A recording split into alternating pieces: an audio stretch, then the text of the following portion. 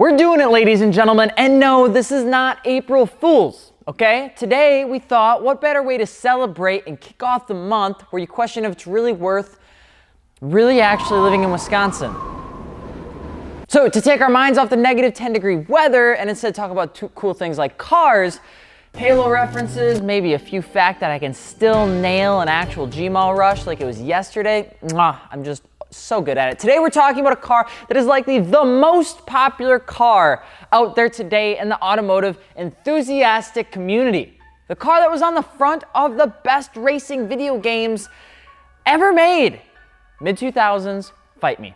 The car that has likely every now and then been every mid-20-year-old's dream car when they were 16. I'm Alex at FI on Instagram, and today we're gonna be talking about the car you all wanted more than probably any other car in this entire series, the BMW E46.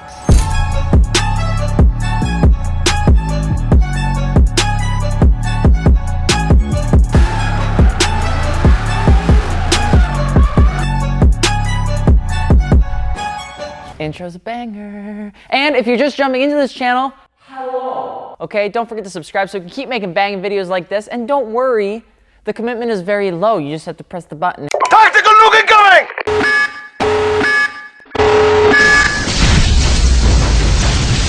Hit the bell and then you're just good. It won't end like your high school crush. And if you're looking for aftermarket wheels, tires, or suspension, be sure to check out fitmentindustries.com for your newly acquired E46 or otherwise. We also have a gallery so that you don't end up with bunk fitment. We can actually get you stuff that looks pretty good. The BMW E46 was the 4th generation 3 Series BMW that was produced from 1998 to 2006 and was the continuation of the most unprecedented success story out there when it came to the purist automotive community of the M3.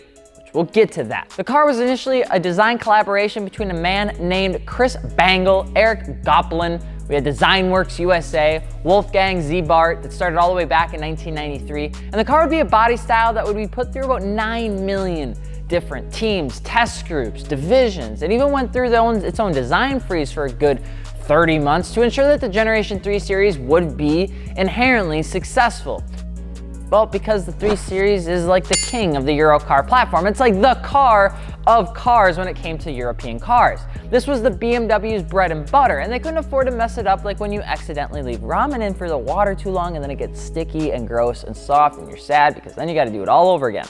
Good news though, it's only like 25 cents. We all make mistakes. The car would be released to the public in 1997 and some lucky consumers would even snag theirs maybe a little bit early. It was like kind of a big marketing ploy to try and get some of the cars out there to build hype on the new generation. And they would offer it in your typical sedan or saloon, coupe, convertible, and even a bad boy station wagon, which is the best platform Ever made. It would come in your typical BMW fashion of 9 million trim models and engine sizes, with everything from your inline 4 that made 114 horsepower to an inline 6 that would eventually pump out 333 beautiful ponies. But we'll get to that, okay? The biggest thing that BMW wanted to do with this generation was to make a car that would, again, hit a very broad market. Everything from your daily driver to your typical automotive enthusiast. That was the goal, sell everything everywhere. So that's exactly what they ended up doing. They made the car lightweight, they made it fun. It was sporty designed. It was also capable at the same time. It's like, what is this? A trunk? Good gas mileage? Decent interior? What? And on top of that, looking back, most of the cars from the early 2000s are tough to look at these days. Look at them. But the E46, for just something, it's just good. All right, it's like maybe the soft little headlights, the little undercuts make it look a little tired. But the design company, it's like, you did good there, bud, because they look pretty good. It was 70% more rigid than its E36 predecessor and more aluminum to fix unsprung mass issues, meant it was a decently spirited car. Their initial rear-wheel drive layout maintained a 50-50 weight distribution, which made going to the grocery store even more exciting. To edge the technology along a little bit more, the E46 would also be one of the first BMWs with the main sport automatic SMG transmission and the CAN bus system that made integration the engine's diagnostic and technological systems that much easier. Just means that you can look at stuff. It's easier to look at stuff, all right? Truth be told, this car was like a combination of everything and it was all almost perfect. But then they made it sweeter. even sweeter, and it was beautiful. 2000 came along and BMW thanked everyone for surviving the Y2K, for bringing back the M3. Yeehaw, okay? This thing was perfection on 4 wheels. It came available in a 3.2 liter S54 M-tuned engine, which had a beautiful red line of 8,000 RPM. 8K, baby.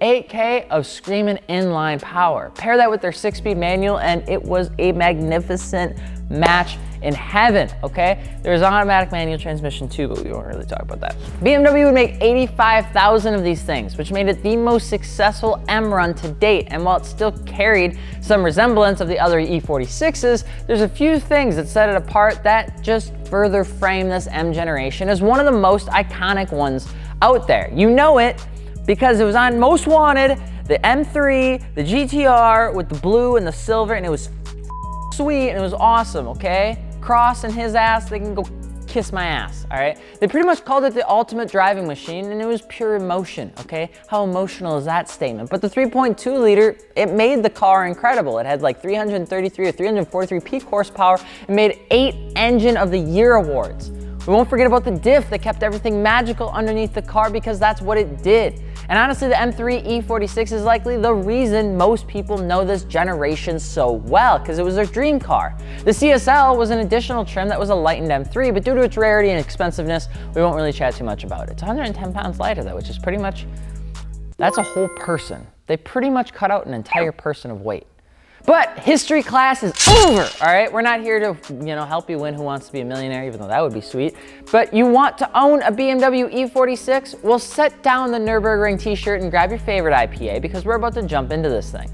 Owning an E46 isn't actually all that bad because so many were made, maintaining and finding them is pretty easy. Now, because there are so many, there are some absolute trash ones out there that you'll need to be staying away from because that's just how the world works, buddy. That's just how the cookie crumbles. Because these cars were also a jack of all trades, it's also extremely important that if you go into looking at one, that you know who owned it and for what purpose, especially the M3, because so many were made, the range of quality goes all the way from trash to not trash, okay? These cars were fun to drive, so people drove them like that. But just because they were successful doesn't mean that they weren't imperfect when it came to ownership. The SMGs had countless issues throughout its life to the point that most would just recommend trying to find a manual over anything else for any E46. Also, just like any typical classic BMW, those water pumps they don't like to live. Just don't like it. They don't wanna. It's iconic for them to fail at about 100K miles, so check that out. 330s are likely the best bang for your buck E46, with the 328 being a little light on power and a little weaker in reliability. So we'd recommend that you stay in the 330 range. And if you're buying a 330 before 2003, check that rear subframe and make sure it's been repaired, because if it hasn't, it'll crack due to too much torque when they brought it into the United States of America. From a modification point of view, E46s are a blast because there's just so much you can do. Even with the off-meta bolt pattern, most E46s stick to rotiform wheels. Like the RSE is probably one of the most popular ones on that platform. Or any other mesh style wheel, like a BBS, RS, or even an LM, which you can get at fitmentindustries.com. Yokohama tires, common. Coilovers can go from anywhere from KW to BC, but there's tons of applications that you can pretty much find anything at any price on this car. Like any suspension company is gonna make it for this car. Fitmentindustries.com. A little aero and exhaust goes a long way with these cars, and if you keep the maintenance there, you'll have a fun car for under 10K, which isn't that bad at all, especially when you're looking into modifying a BMW. Like, you can't normally put those two together.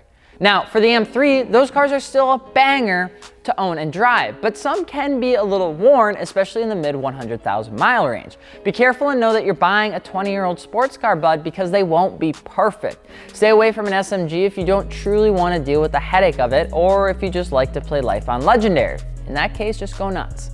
The 6 independent throttle bodies make this car scream with a proper intake and exhaust, which you just have to get. After 2003, they did a facelift, which was very moderate, very little, very soft. It's just a little bits here and there, and it was perfect, okay?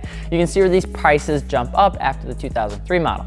The E46 M3 is one of the top best cars you can buy for the driving experience and modification platform. It's the car to buy for under 20K, and the community for BMW is huge. But most of those fans sit in this generation BMW, and that's for good reason. They are a car that both non-M and M can get around, and tons of people can jump into what without much money or without much hurdle. They've aged pretty well, and they continue to be a car at car shows and autocross events alike. If you can save a few extra pennies though for the M3, you probably won't be disappointed. I promise. But what do you think about the E46? Drop your thoughts below. And of course, if you're looking for aftermarket wheels, tires, or suspension, be sure to hit us up at fitmentindustries.com for your E46 build or otherwise. All right? It's also neat because we'll tell you what fits, because we've seen it too much lately. We gotta fix the whole bunk fitment thing that's going on. Anyway, I'm Alex from Fitment Industries. We hope you enjoyed this. Let us know what car you'd like us to talk about next. And for the 4 people that have asked it for the last 74 episodes, thanks. We'll see you later. Peace.